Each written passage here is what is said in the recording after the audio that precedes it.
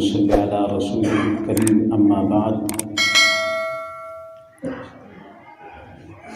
أعوذ بالله من الشيطان الرجيم بسم الله الرحمن الرحيم يا أيها الذين آمنوا اذكروا الله ذكرا كثيرا صدق الله مولانا العظيم۔ نماز سے قبل ذکر کی مجلس کے بعد ذکر کے ثمرات اور اس کے فوائد میں سے ایک فائدہ کہ اللہ کے ذکر سے دل کا سکون حاصل ہوتا ہے، یہ عرض کیا تھا۔ شاید کچھ لوگوں کے ذہنوں میں یہ بات آئے کہ یہ اختیاری چیز ہے، اگر اسے اختیار کر لیں تو ٹھیک ہے، اگر نہ کریں تو کوئی حرج نہیں ہے، مستحب عمل ہے، کر لیں تو بہتر ہے، دل کا سکون بھی حاصل ہوتا ہے اور اللہ پاک بھی خوش ہوتے ہیں، نہ کریں تو کوئی گناہ کی بات نہیں ہے۔ اسی اشکال کا ازالہ کرنے کے لیے میں نے دوبارہ گفتگو شروع کی ہے۔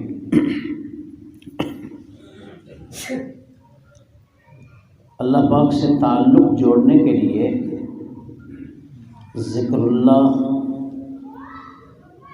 یہ ایسے ہی ضروری ہے جیسے جسم کے لیے روح۔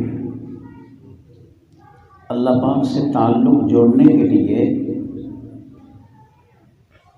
ذکر ایسے ہی ضروری ہے جیسے جسم کے لیے روح۔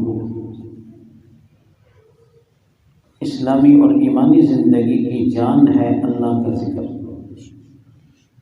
اللہ پاک سے تعلق اللہ کے ذکر کی برکت سے بنتا ہے۔ ایک عارف کا قول ہے، ایک عارف کا ارشاد ہے کہ ذکر ذاکر کو مذکور یعنی اللہ حق تعالی شانوں تک پہنچا دیتا ہے۔ ذکر ذاکر کو مذکور تک یعنی اللہ کی ذات تک پہنچا دیتا ہے۔ جو اللہ تک پہنچانے کا ذریعہ اور سبب بنے وہ ضروری نہ ہوا؟ میرا آپ سے سوال ہے۔ اور فرمایا یا ایھا الذین آمنوا اذکروا اللہ، اے ایمان والو اللہ کو یاد کرو، اللہ کا ذکر کرو، یہ اللہ کا حکم ہے، یہ امر ہے، امر۔ اور امر جو ہے فقہا کہتے ہیں کہ امر وجوب کے لیے ہوتا ہے، واجب ضروری ہے۔ سکون قلب تو اللہ نے ایک فائدہ بیان کیا ہے، ایک ثمرہ بیان کیا تاکہ بندے، میرے بندے اس بات کو ذہن میں بٹھا لیں کہ سکون تو اسی سے ملے گا، سکون کی گولی تو یہی ہے، اس کے علاوہ کوئی نہیں ہے۔ اور سکون قلب کے بغیر کوئی زندگی نہیں ہے۔ سکون قلب کے بغیر، دل کے سکون کے بغیر کوئی زندگی نہیں ہے۔ بیکار اور پریشانیوں سے بھری ہوئی زندگی ہے۔ اور ایک روایت کے مطابق، میں حدیث پاک کی روح سے بات کر رہا ہوں، اللہ کے ذکر کے بغیر زندگی ملعون زندگی ہے،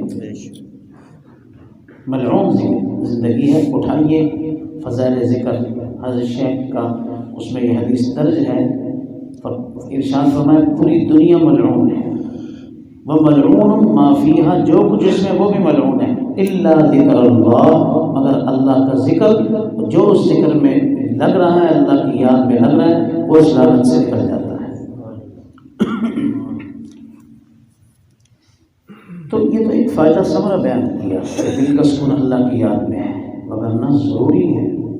امر فرمایا، اللہ نے حکم فرمایا اذکر اللہ، اذکر امر کا صیغہ ہے، امر وجوب کے لیے ہوتا ہے، امر وجوب کے لیے ہوتا ہے، استحباب کے لیے یہاں پہ نہیں ہے، وجوب کے لیے ہے، اللہ کو یاد کرو۔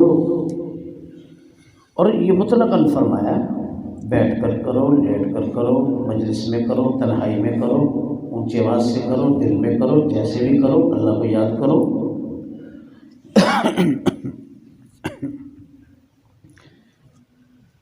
تو اب انشاءاللہ العزیز کسی قسم کا اشکال نہ رہے گا اور کبھی آ سکتا ہے شیطان وسوسہ ڈال سکتا ہے، یار ذکر کا فائدہ ہے، دل کا سکون ملتا ہے، لیکن ضروری تو نہیں ہے۔